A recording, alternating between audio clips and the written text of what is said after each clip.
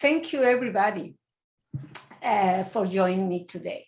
Before I start, as David said, my name is Patricia Gestoso. My pronouns are she and her, and I'm going to give us a visual introduction of myself for those of you that may not have access to the visual. I'm a middle-aged white woman. I use eyeglasses. I have brown hair, shoulder length. I have a red shirt today, and my background is blurred. You can see, guess that there is a white and a blue wall, and there is also a big bookshelf. Okay. So I'm going now to share my screen, and hopefully we will do a check to see if you can see it correctly. Okay. Can you see my screen? Yes, that's working perfectly, Patricia. Okay, fantastic. So as I was saying, I'm delighted to be here with you to talk about how sustainability and diversity can boost company success. And a little bit more color about my background. So I'll share with you that as David said, I'm head of a scientific support and customer operations for a large software company. And during the last 17 years, I've led teams located worldwide. And I've also been head of control research as well as training.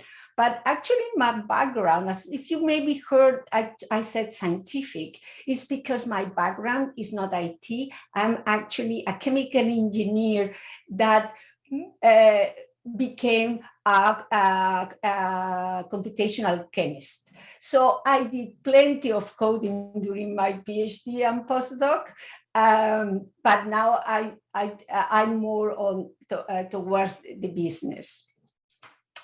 And I also wear another hat, and this one is that of an inclusion strategist. I've lived in 6 different countries in 3 continents, and for years I've spearheaded several initiatives to further diversity and inclusion in tech. Actually, last year, I was awarded the 2020 Women in Tech Changemakers UK Prize.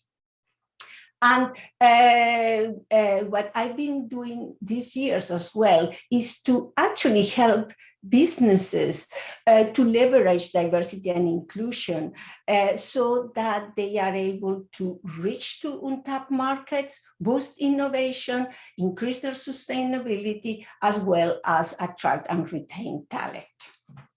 So as you can see, both technology and diversity and inclusion are core to the things I do. So some years ago, as David mentioned, I launched my website about diversity and inclusion through technology. So, what can go wrong?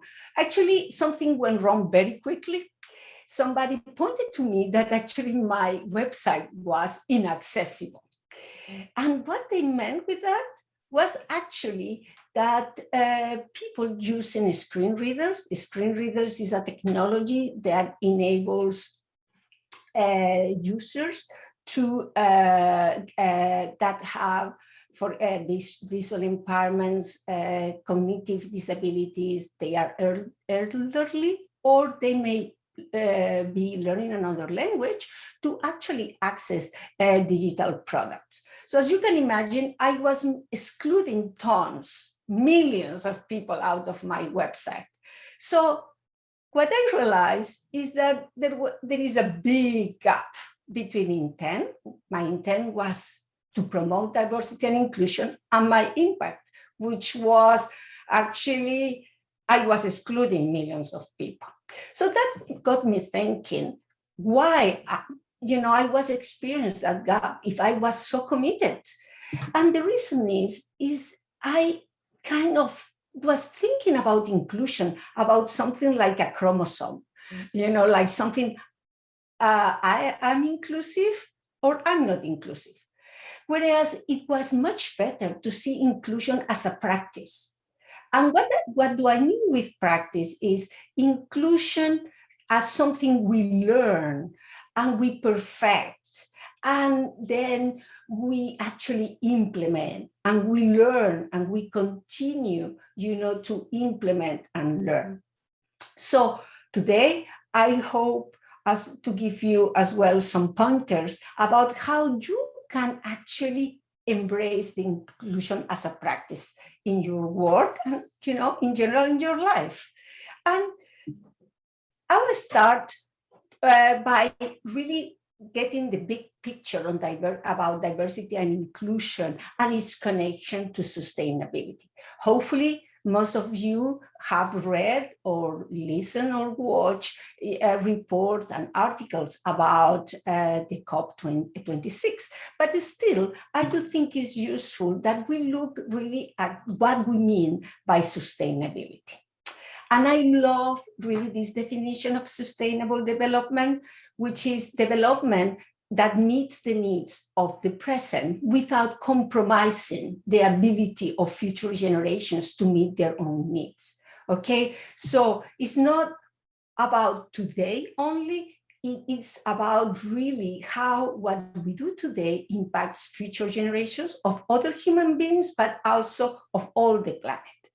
And it's funny that we talk here in this definition about generations and implying human beings, because more often when we talk about sustainability, we really narrow down on climate action and life below water or on land.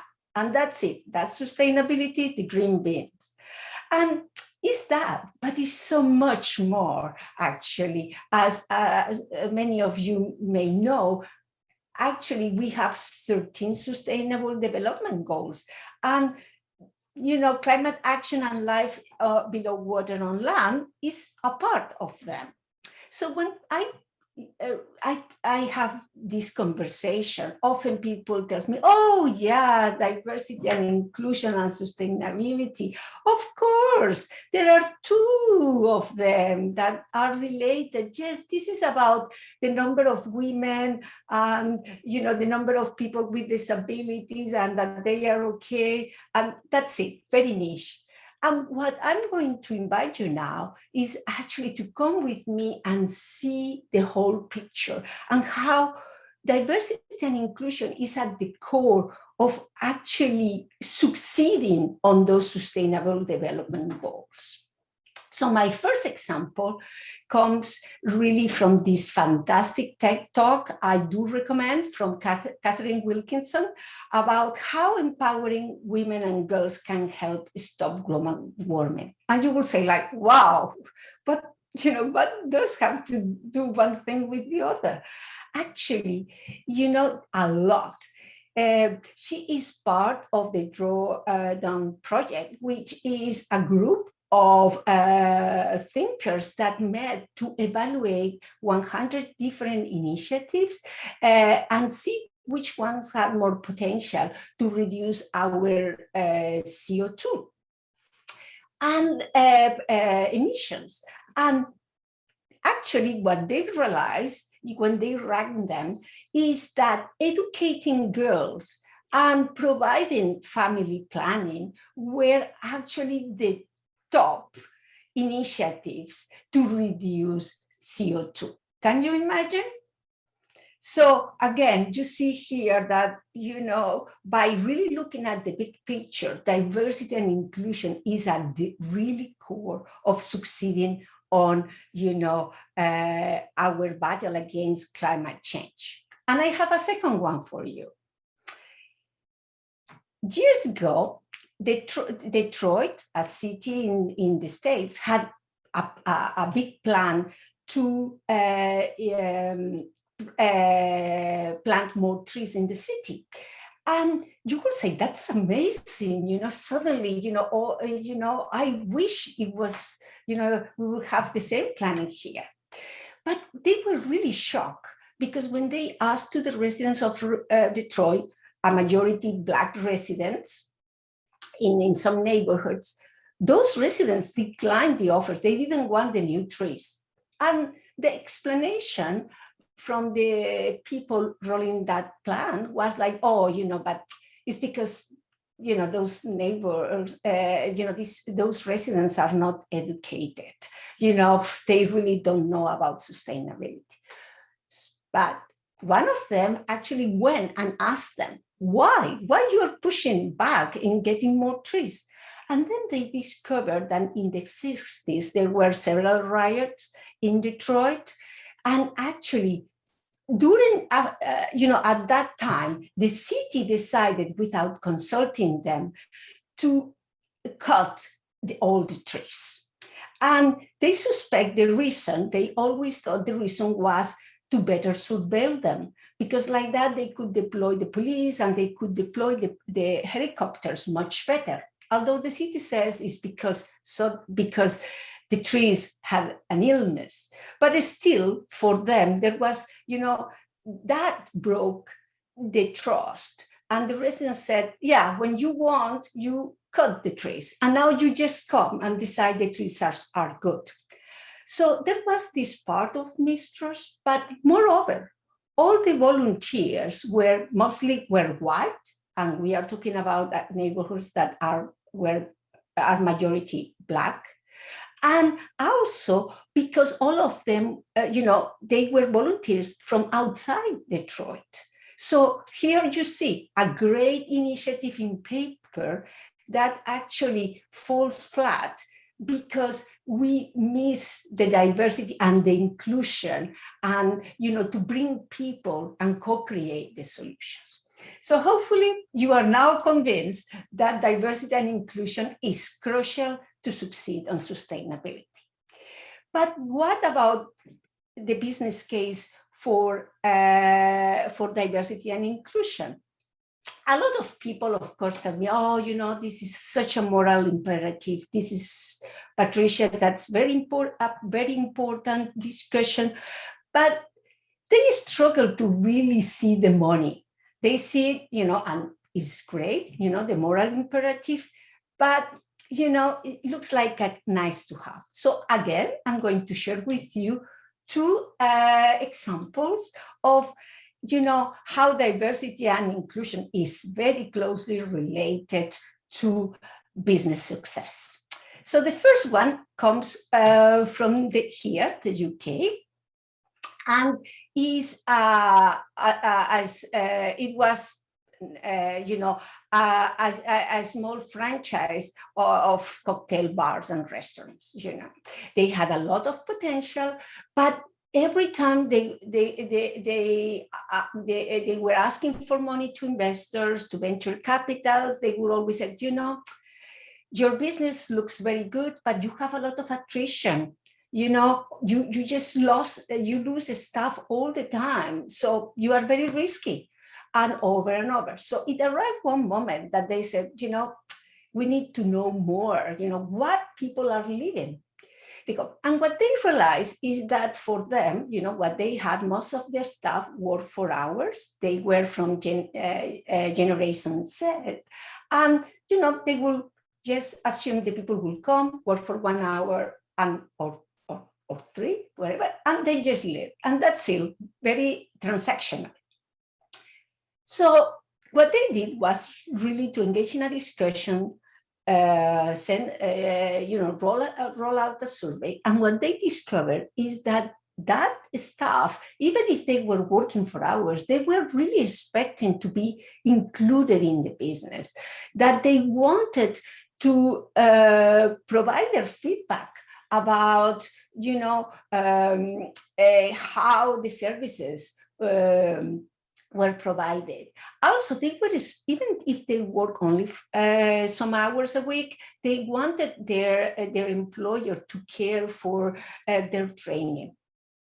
So because the business imperative, this company really changed their business, and by providing training to the staff, they retain them.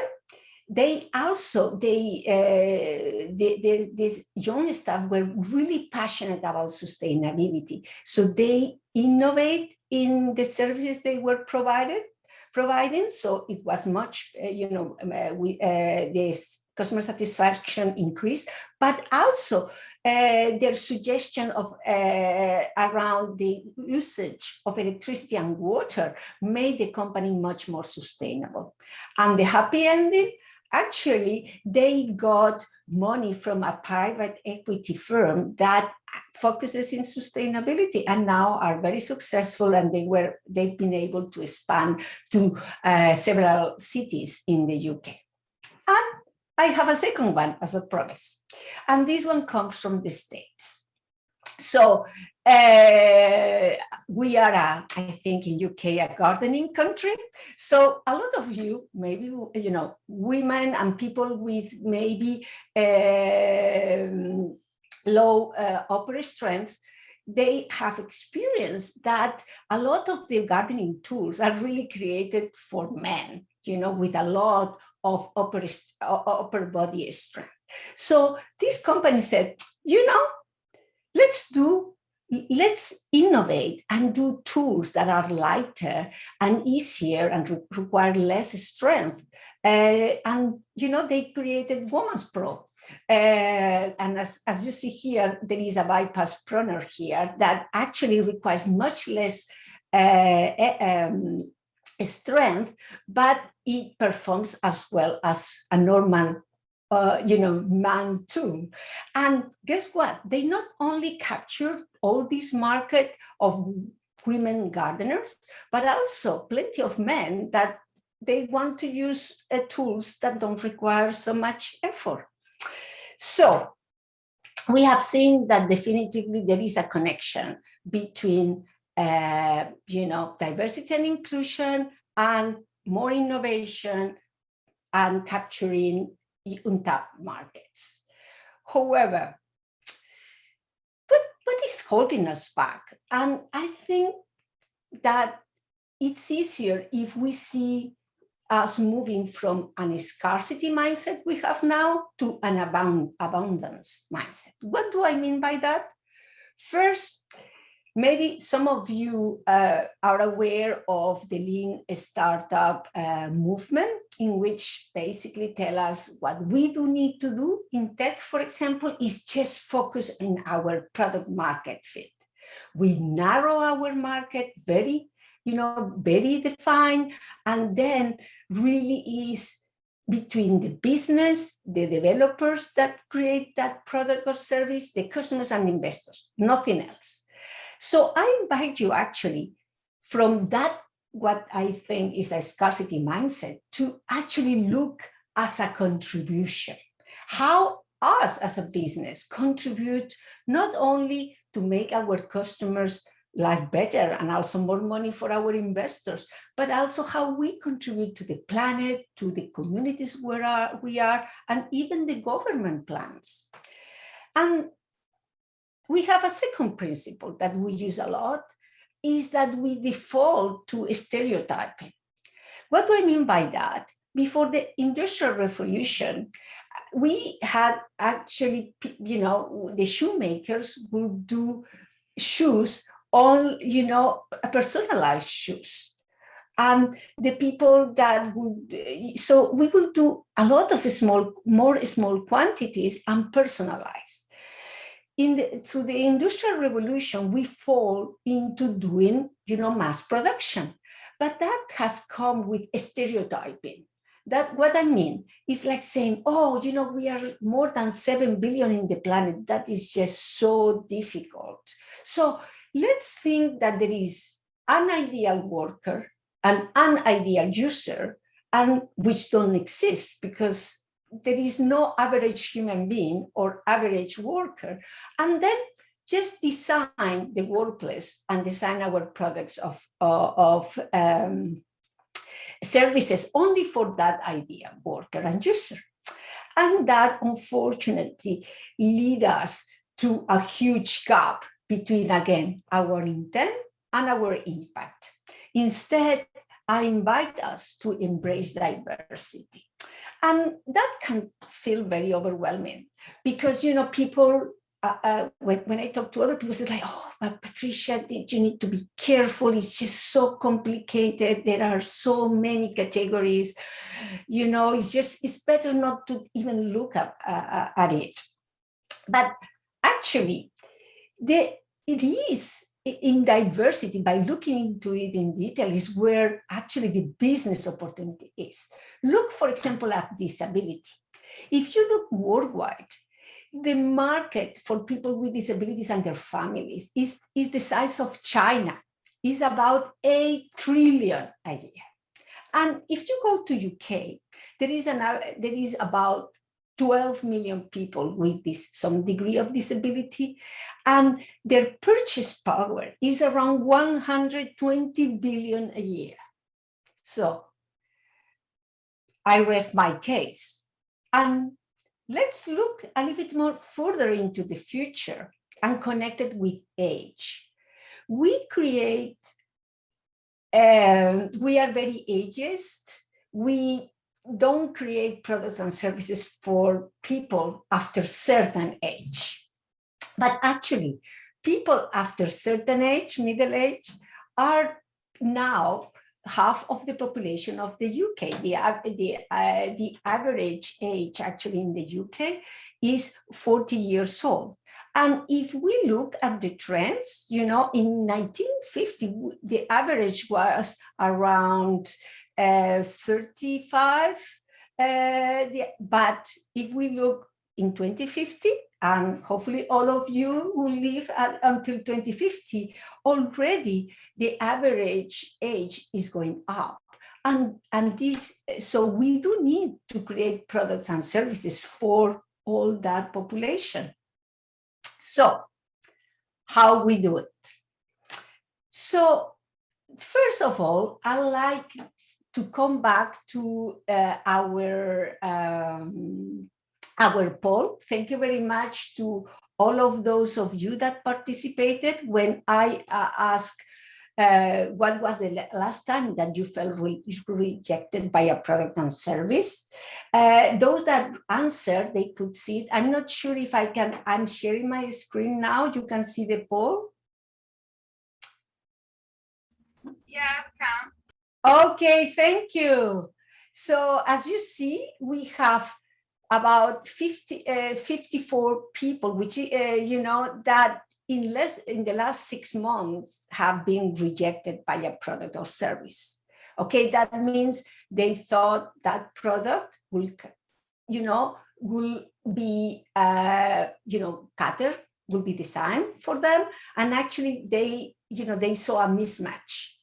Okay, they couldn't access it.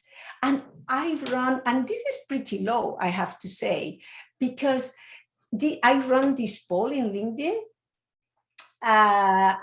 3 weeks ago, and you see, we have here 65. And usually I get, about around 70.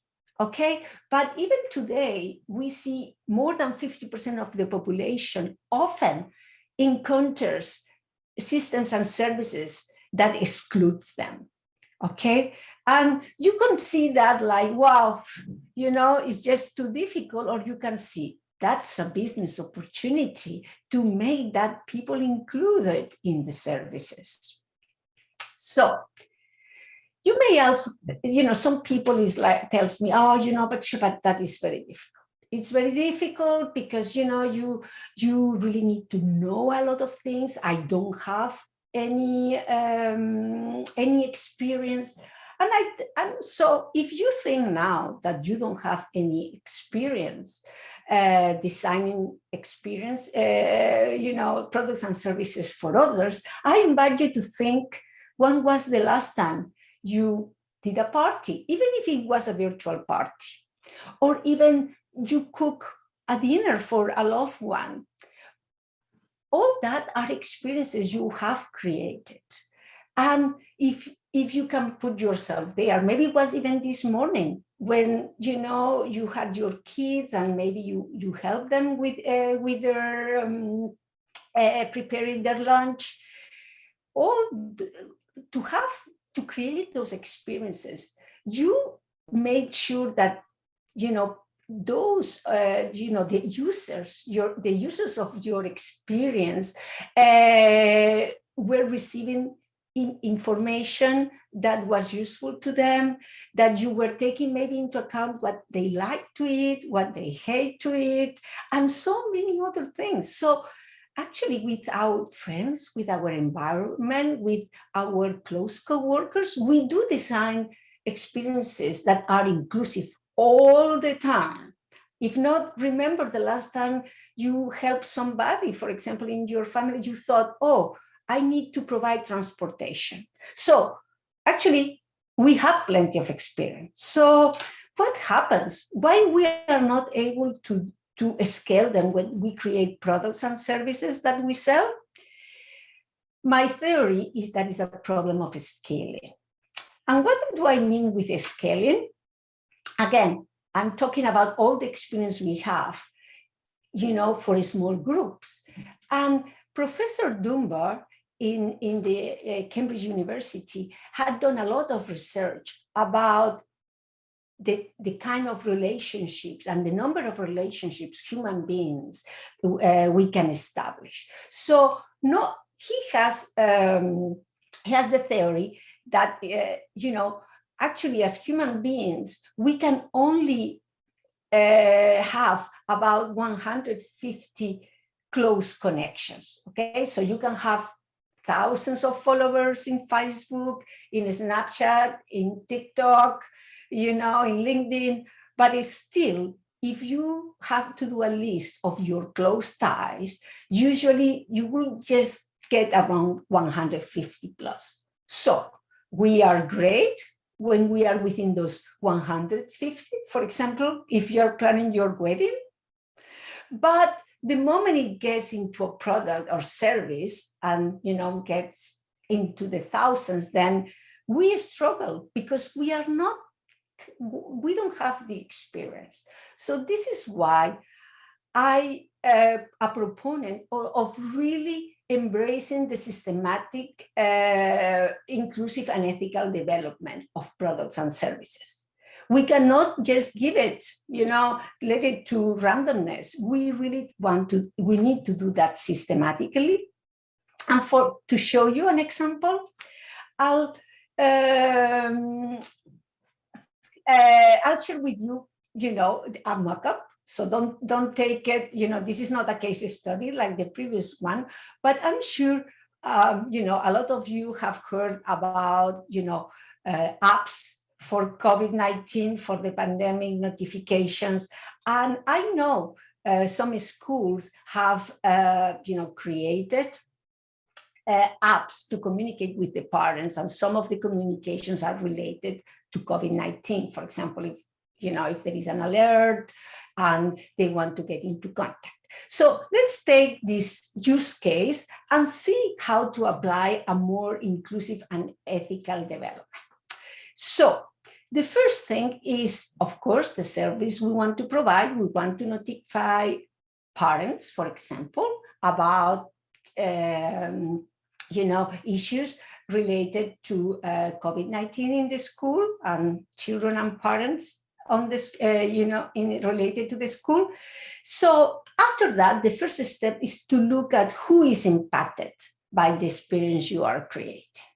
And usually, again, we default to a stereotype, and we usually said, oh, it's school children. Oh, what is the average? The average is a white woman here, you know, with her child. This, you know, we need to design for her.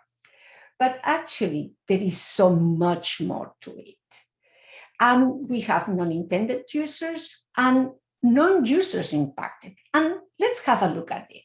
So you remember we are seeing here, you know, when we look at parents and school, oh, is a mother, is a woman. But actually, there are many more potential users.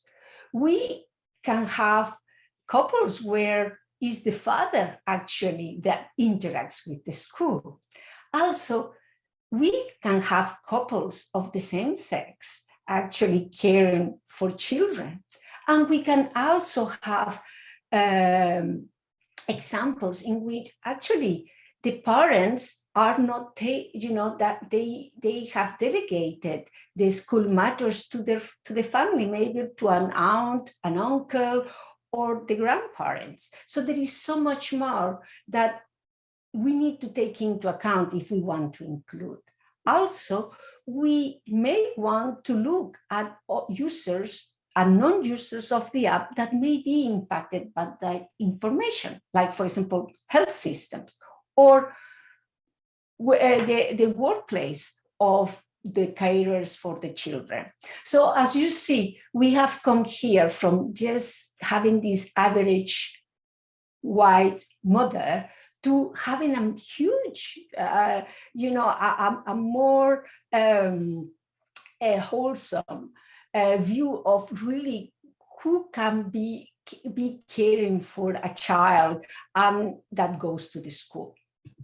The next step is we need as well to also see, try to grasp the degree of inclusivity. And again, we need to rely in user systems and workflows to make it happen.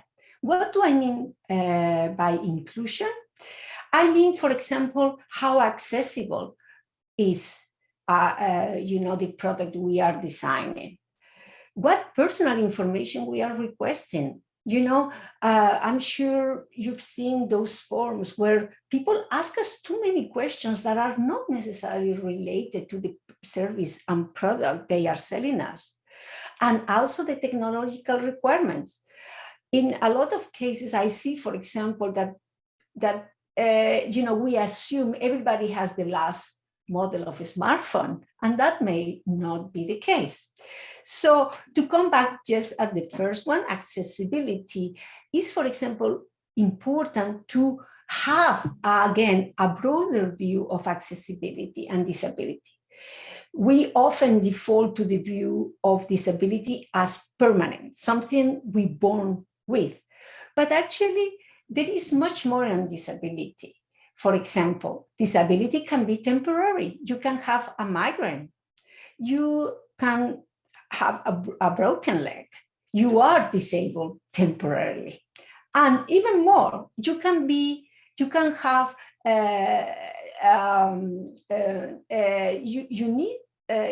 may need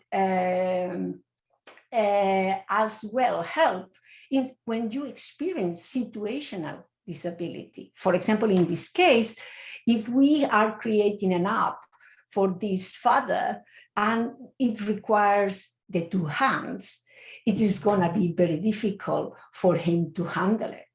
Okay, so this broader view actually makes it even bigger, the pool and the need of accessibility in tech. And finally, it is incumbent on us to look at how ethical are our products and services. What do I mean? Let's have a check first about the rules we have and the regulations for physical products. We all know now about clinical trials, about all the different procedures that we need, for example, to actually sell food in a supermarket. We are very stringent, and people have fines if they don't comply with all those regulations. However, when we look at tech, it is very different. It's like, that is very difficult, it's difficult, or, I'm not responsible, or is, and it's like, we don't think that tech needs that regulation. And actually, tech can actually backfire, can make us addicted to certain technology, and can actually make us even financially vulnerable to for example, when we look at games online. So it is important when we create a product or service that we not only look at the positives that we bring to our customers, but we also look if overall our product or service is making our users better, the same, or worse. Okay, so where can you apply this framework? Everywhere in your business. When you ideate the customer, the user experience, when you do user research, during testing, but of course, during marketing and sales.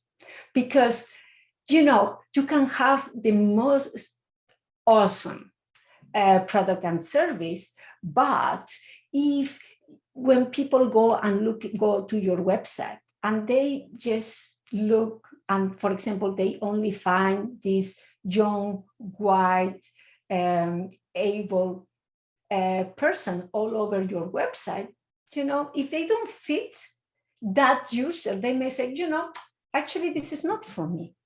Okay, so marketing and sales is actually the way your user is going to learn, your potential user is going to learn for you. So it's as important as your product and service.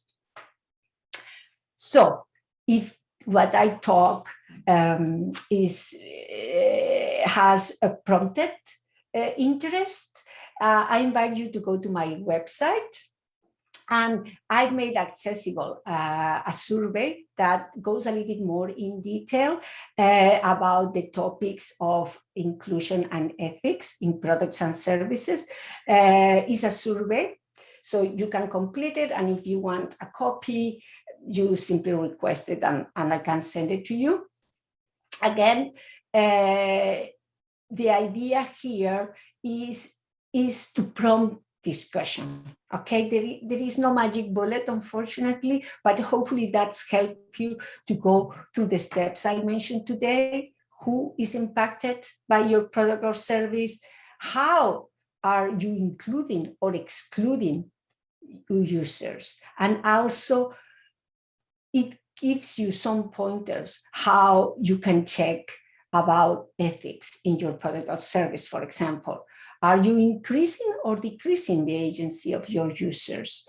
Are you reinforcing stereotypes? And so on. So, takeaways from my talk. First, I hope by now I've removed the limiting beliefs about diversity and inclusion that is about compliance and, you know, a nice to have. And we now, you know, see it as an opportunity, both to be more sustainable, but also to make better business. Second, that is important, we look at diversity and inclusion like we do to any other business activity. We need workflows, we need processes, and we need tools. And finally, this is a marathon, it's not a sprint. Again, remember, inclusion is a practice, okay? It's not a certificate. So as you create and you market your product and services, you need to constantly revisit and look for improvement and learn. Okay, so I hope that the talk has resonated with you, and I love for you to share in the chat, you know, if you have had any aha moment or moments, and also I'll love to answer any questions. And please do connect with me in social media, and I love for you to visit my website. Thank you very much. Thank you so much, Patricia. That's been brilliant. Thank you. A couple of things that just whilst we're waiting for people to maybe add some questions on the chat. There's a couple of things that occurred to me. On one hand, what you're talking about, there are so many positive things to think about, and it seems like a no-brainer on some of the things that you're talking about. Why? But equally, you're saying that we've not made enough progress in lots of areas. Why do you think that is? Why do you think we've not done more in business, making progress in sustainability and diversity? That's a great question, because, it's just like, why, it's like it has everything to succeed. And I think is a difficult question, because there are several layers. First, I think that we have this idea that, we need to grow. Growth, is what we all need to achieve.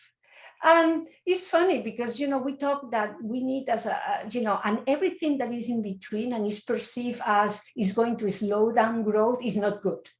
But then when you look at the things that are really important in our life, like health, like education, like even faith for some, we don't think about, let's have a bigger church is better, or just make a bigger school and automatically is better.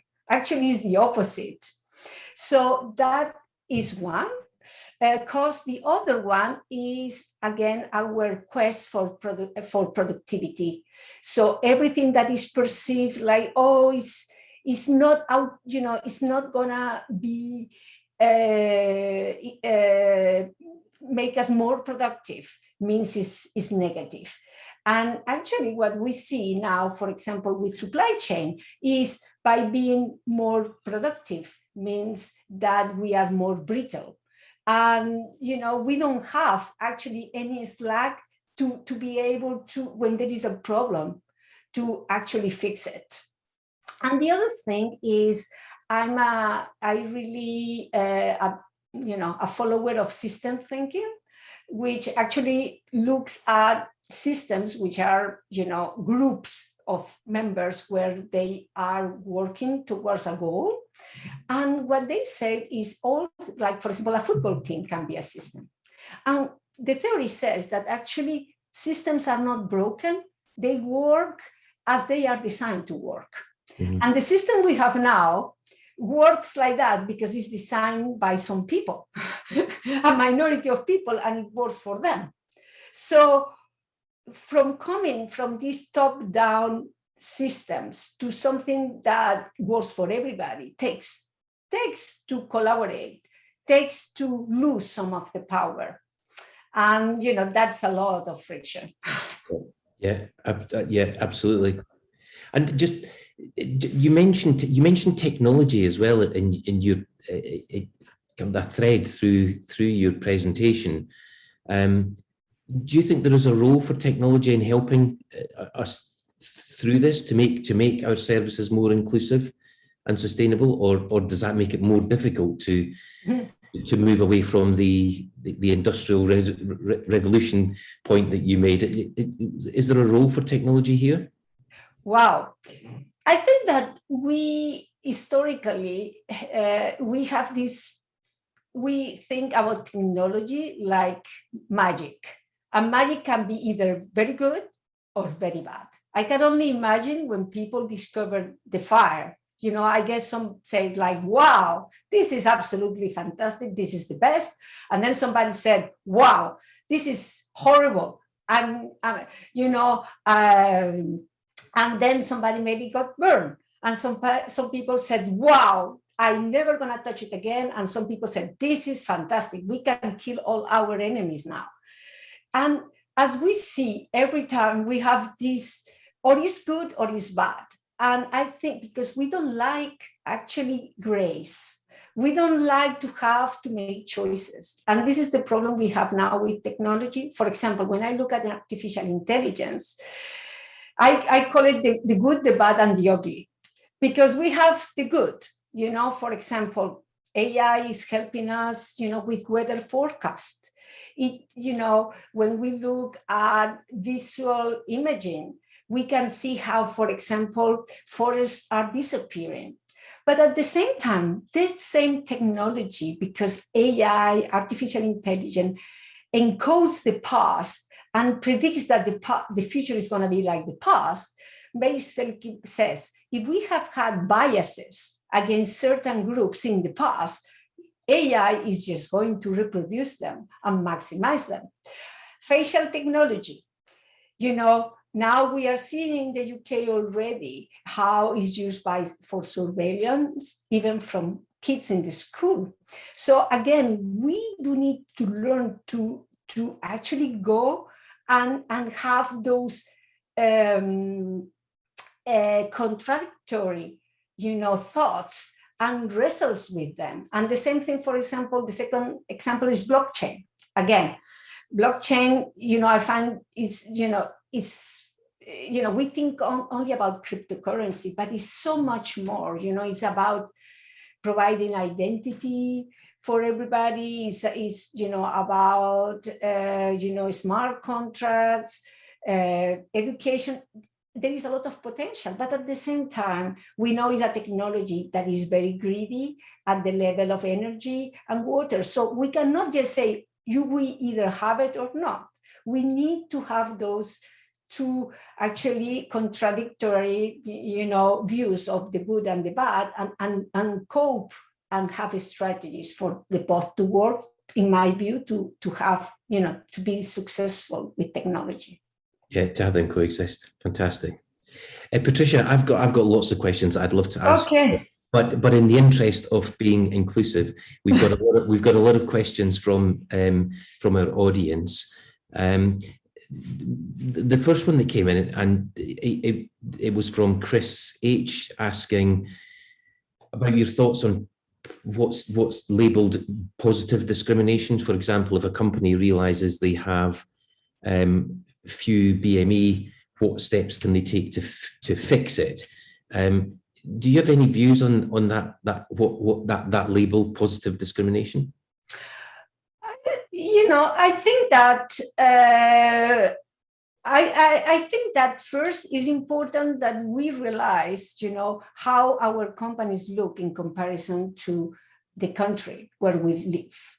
Okay, so when we see a mismatch, to say what I'm doing that produces that mismatch, actually, how many candidates I have, for example,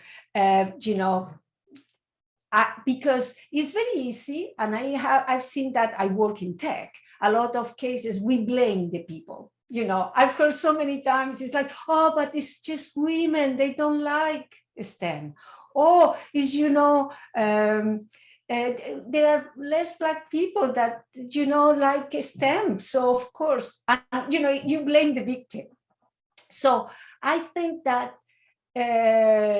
I'm in favor to actually broaden the skill set we require to candidates. And I put that into practice. Actually, I think we don't see experiences, life experiences, as working experiences. And I think that, if you see it like, oh, let's just add more people of this category just so it looks good, it's very different to say, if I'm creating a product that I aim to be used by all people living in UK, how I'm going to do this if I don't have people representing, people that live in UK? If I only have, people like me, white, that is not, reflective. So I think that going through that and then saying, okay, why I'm not having these candidates, and seeing as they bring that experience already, life experience, and this is it's not only a certificate, actually makes a more compelling case. It's not about only adding numbers, it's adding numbers. The same thing that when you have a business and you said, actually I need 10 developers, you put a number to that, and you need 10 and you don't need 3 won't make it. So I think the same thing, if you want to do a product and service that caters for certain population, you need people from that population. Yeah. Well, what a great answer. Thank you. Thanks, Chris. There's another couple of questions. Do you mind us keeping going? Sure. We've got 5 minutes before we end. So the framework that you shared was fascinating.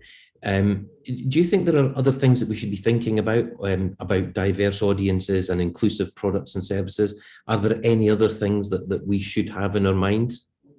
Wow, there are so many things.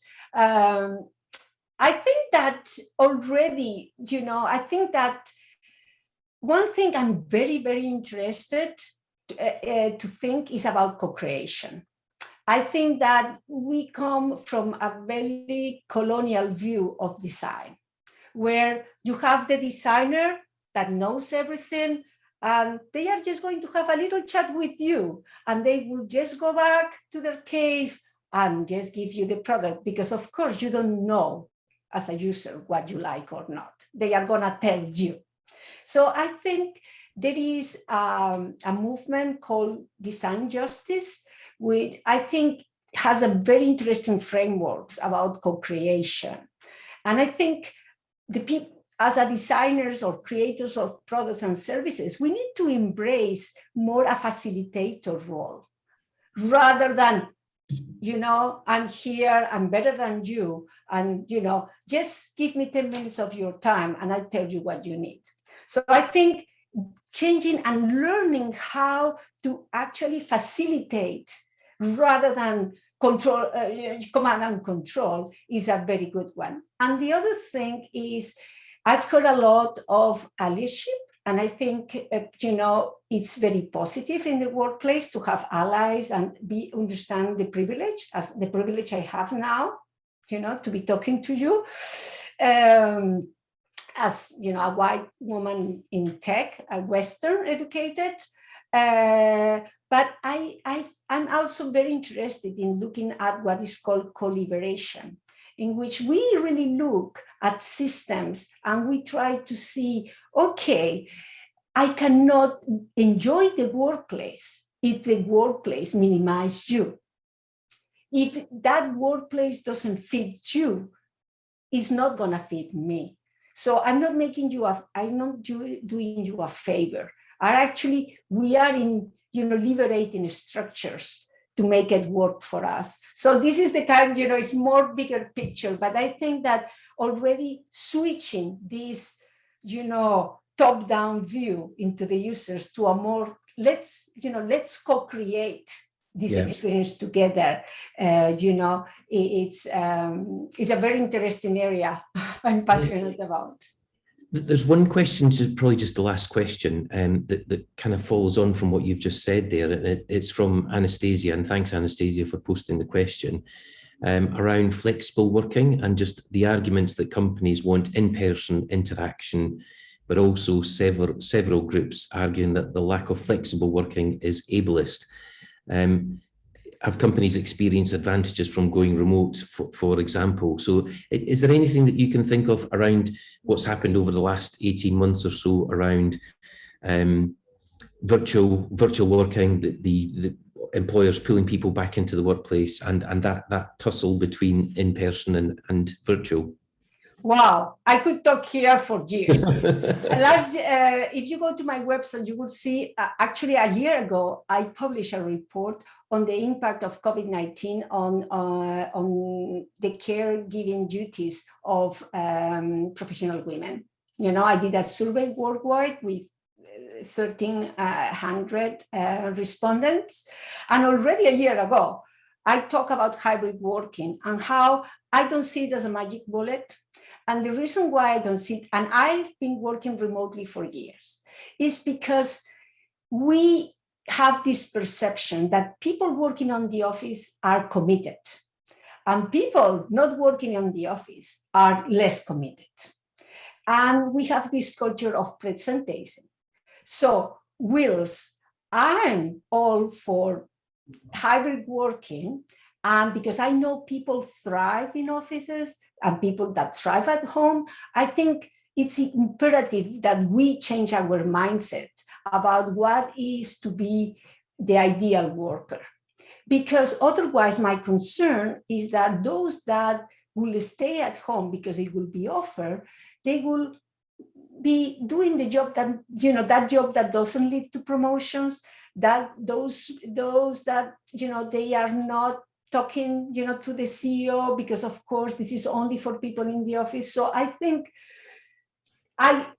we need to do a lot more work, and hybrid working is not just come 3 days in the office and go back. Also, I think we are confusing flexibility with elasticity. What means that? Flexibility is working 8 hours, for example, and then decide, depending on the business, how you are going to work it and where. But we are coming now to elasticity, which means just work every day, from the morning to the evening, and especially in the case of, caregivers, just, start maybe at 4 a.m, take care of everybody, then work a little bit, then continue to care, then go again, start working at 9, and then go back to sleep at 1. So I think, to me, I'm a proponent, but not as it is now, which is a magic bullet. We do need to change how we work and what is our idea of the ideal worker. Fantastic. Patricia, for any one of those questions, I had probably about 20 other questions to ask you after each one. We're at the end of our time. I just want to thank you so much for your time and your insight and all of the points that you've raised. You've certainly given me food for thought. For everyone who's been on, I'm sure you welcome, thank Patricia for the presentation today. We'll follow up and send out details of Patricia's website. I've just posted that onto the chat as well to point people towards your website, Patricia. Okay. We'll point them towards you. Thank you so much, and we'll hopefully see you again soon. Thanks to you, Patricia. Thank you. Thank you, everybody. You've been a lovely audience. Thank you. Thank you. Thank you. Thank you. Thanks.